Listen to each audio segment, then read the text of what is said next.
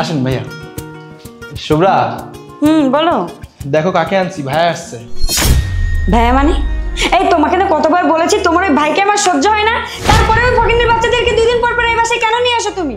হ্যাঁ শুভ্রা, তুমি এমন ব্যাপার না করলে কেমন করবো না তো কেমন করবো? তোমার ভাইয়াকে বরণ করবো আমি বরণ ডালা সাজিয়ে? হ্যাঁ তুমি দেখবে তো, ঘুরে দেখো কাকে আনছি, ভাইয়া আসছে, ভাইয়াকে আনছি। এই তুমি তোমার ভাইকে কেন নিয়ে এসেছো? আর আমিও বুঝি না তোমার ভাইয়ের কি লজ্জা শরম নাই নাকি? এতবার আসে, এতবার অপমান করি, তারপরেও নির্লজ্জের মতো এই বাসায় কেন আসে? হ্যাঁ ওই মানুষটাকে না আমার সহ্যই হয় না। তোমার বাড়ি, তোমার ভাই, তোমার বাপ কাউকে সহ্য হয় না। এরা কেন আসে 2 দিন পর পর এখানে? এদের কি গ্রামে খাওয়া দাওয়া নাই নাকি? এখানে 2 দিন পর পর গন্ধ শুকতে শুকতে চলে আসে। এই শোনো, অনেকক্ষণ যাবত সহ্য করে যাচ্ছি। তুমি তোমার ওই ভাইকে এই বাসা থেকে বের করবে নাকি আমি গাড়ি ধাক্কা দিয়ে বের করবো? কি হলো, চুপ আছো কেন? ও বুঝতে পেরেছি, তুমি বের করতে পারবে না, তাই তো? কোনো ব্যাপার না, আমিই বের করে দিচ্ছি। ভাইয়া তুমি এখানে, তুমি আমাকে আগে বলবো না যে আমার ভাই এসেছে? ভাইয়া আমি না বুঝতে পারি নাই যে এখানে তুমি আছো। আমি তো মনে করেছিলাম ওর ভাই, এই জন্য আমি। তাই থামো, একটা কথা নয়। এই যে ভাইয়া, আজকে কিন্তু আমি আপনাকে এইখানে আনছি শুধুমাত্র এই জিনিসটা দেখানোর জন্য। আজকে আপনি নিশ্চয়ই দেখলেন তো আপনার বোন আমার ভাইয়ের সাথে কীভাবে ওঠানো করলো। যে এসে ফিরে দেখলো আপনি আসছেন আমার ভাইয়ের জায়গায়, সেই কিন্তু আর বদল করে ফেললো।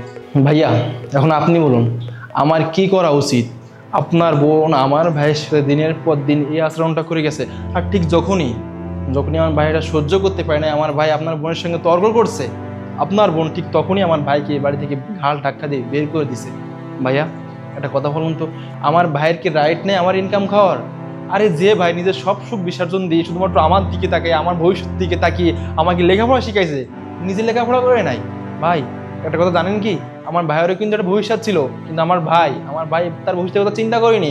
চিন্তা করে শুধুমাত্র আমার ভবিষ্যতের কথা চিন্তা করে নিজে কখন লেখাপড়া করে নাই, আমাকে লেখাপড়া শিখাইছে, আমাকে আমার ভাই কখন কাজ করতে দেয় নাই।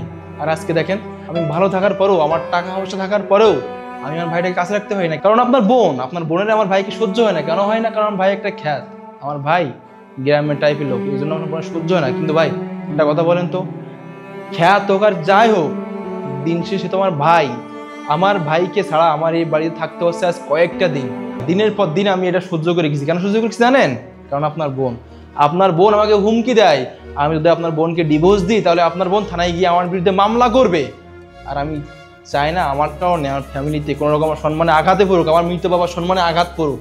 এই জন্যই আমি আপনার বোনকে কখনোই কিছু বলিনি, আমি সব চুপ করে সহ্য করে গেছি। কিন্তু আজকে আপনি সব কিছু দেখছেন, এখন আমি আর কিছুই বলবো না ভাইয়া। আজকে আমি সব কিছু আপনার উপর ছেড়ে দিলাম, আপনি সিদ্ধান্ত করুন যে আপনার বোনের এখন কি করা উচিত।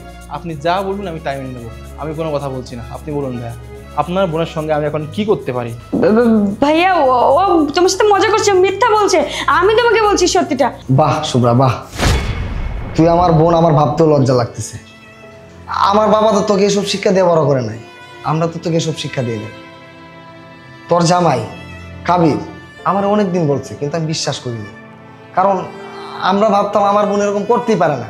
কিন্তু আজকে যদি আমি এই বাসায় না আসতাম না, কাবির যদি আমার নিয়ে না আসতো, তাহলে আমি তোর আসল রূপটা দেখতে পারতাম না।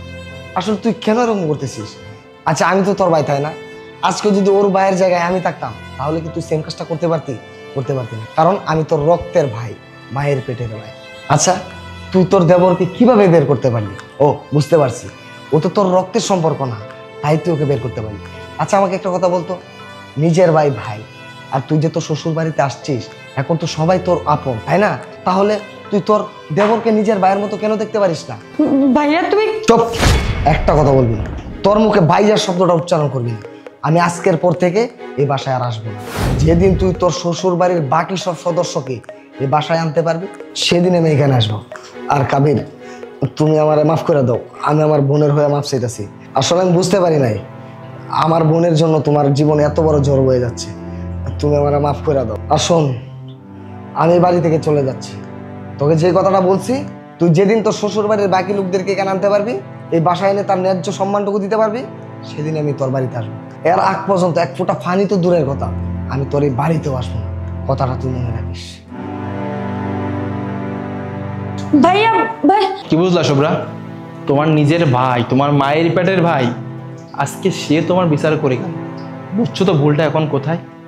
তাই বলি নিজেকে না এখনো শুধরাও, সময় আছে, না হলে এই সংসারটা না একদিন সংসার থাকবে না, একদিন নরকে পরিণত হবে। কথাটা মাথায় ঢুকিয়ে রাখো।